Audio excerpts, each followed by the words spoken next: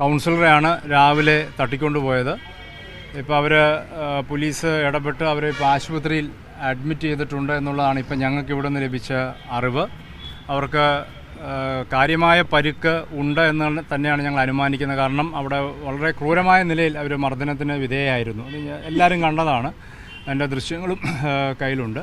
ഇപ്പോൾ ഞങ്ങൾ ആവശ്യപ്പെട്ടത് അവരെ കണ്ടെത്തുക എന്നുള്ളതാണ്. ഒപ്പം തന്നെ വാഹനം കസ്റ്റഡി എടുക്കുകയും ഇതിൻ്റെ ആരൊക്കെ ഇതിൻ്റെ പിന്നിലുള്ള അവർക്കെതിരെ FIR ഇട്ട് അന്വേഷണം നടത്തണമെന്നുള്ള ആവശ്യമാണ് ഞങ്ങൾ മുമ്പോട്ട് വെച്ചത്. അതനുസൃതമായി ഇപ്പോൾ പോലീസ് ഇടപെട്ടിരിക്കുന്ന സാഹചര്യം വളരെ വൈകിയായിട്ട് ഇപ്പോൾ അവർ ഇടപെട്ടിരിക്കുകയാണ്, FIR ഇട്ടിരിക്കുന്നത്. പക്ഷേ അതിൻ്റെ വിശദാംശങ്ങൾ ഇനി കിട്ടാനുണ്ട് ഞങ്ങൾക്ക്. അതിൻ്റെ വിശദാംശങ്ങൾ കിട്ടാതെ ഒരു കൃത്യതയോടെ പറയാൻ സാധിക്കുകയില്ല. അപ്പോൾ എനിവേ ഇപ്പോൾ ഇതിൻ്റെ അകത്ത് നടന്നതിനെ സംബന്ധിച്ച് സമഗ്രമായ അന്വേഷണം ഉണ്ടാവണം.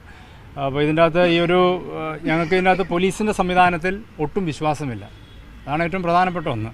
പോലീസ് ഇതിനെ സംബന്ധിച്ചൊരു അന്വേഷണം പോലീസ് ഇനി മുമ്പോട്ട് പോയാൽ ഇത് എങ്ങനെ ആയിരിക്കും എന്നുള്ളതിനെക്കുറിച്ച് ഞങ്ങൾക്കൊരു ധാരണയുണ്ട്. കാരണം അവരുടെ മുന്നിൽ വെച്ചാണല്ലോ ഈ നാടകം മുഴുവൻ അരങ്ങേറിയത്. അവരുടെ മുന്നിൽ വെച്ചാണ്, ഡിവൈഎസ്പിയുടെ മുന്നിൽ വെച്ച് ഡിവൈഎസ്പി ഒത്താശ ചെയ്തുകൊണ്ടാണ് ഈ ആളെ തട്ടിക്കൊണ്ടു പോകുന്ന സാഹചര്യം അവിടെ ഉണ്ടായത്. അങ്ങനെയുള്ള പോലീസ് പറയുന്നത് അവർക്കറിയില്ല, അങ്ങനെ ഒരു സംഭവത്തെക്കുറിച്ച് അറിയില്ല, 13 കൗൺസിലർമാരോട് വിട്ടുനിൽക്കാൻ മാത്രമാണ് ആവശ്യപ്പെട്ടതെന്നാണ്.